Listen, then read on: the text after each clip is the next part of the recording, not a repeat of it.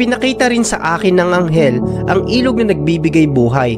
Ang tubig nito ay kasing linaw ng kristal at dumadaloy mula sa trono ng Diyos at ng tupa, at umaagos sa gitna ng pangunahing lansangan ng lungsod. Sa magkabilang tabi ng ilog ay may punong kahoy na nagbibigay buhay. Merong isa dito at meron sa kabila, at namumunga ito kada buwan, at umaagos sa gitna ng pangunahing lansangan ng lungsod.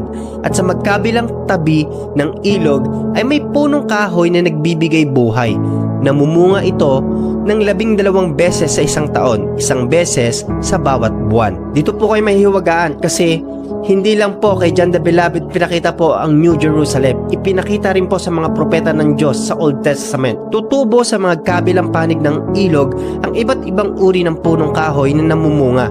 Ang mga dahon nito'y hindi malalanta at hindi mauubos sa mga bunga.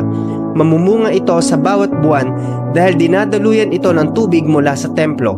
Ang mga bunga nito'y pagkain at ang dahon ay gamot. Wala nang karamdaman, wala nang sakit, wala nang sumpa, dahil yung gamot ay yung dahon ng Tree of Life at ang pagkain po ay ang bunga nito. At yung tubig na nagbibigay buhay ay galing po doon sa trono, at ang trono po nakaupo ang ating Diyos Ama at ang Kordero ng Diyos, ang Panginoong Hesukristo, na siyang dahilan kung bakit nagkakaroon ng bunga ang punong kahoy at nakakapagpagaling. Wala na ring templo dahil ang templo mismo dito ay ang Panginoong Hesus. Wala akong nakitang templo sa lungsod na iyon dahil ang pinakitang templo ay walang iba kundi ang Panginoong Diyos na makapangyarihan sa lahat at ang tupa. The sun and moon will fade away, kasi po ang nagbibigay liwanag na po ang makapangyarihang Diyos at ang Panginoong Hesukristo. Hindi na kailangan ng araw o ang buwan sa lungsod dahil ang kapangyarihan ng Diyos ang nagbibigay liwanag at ang tupa ang ilaw doon.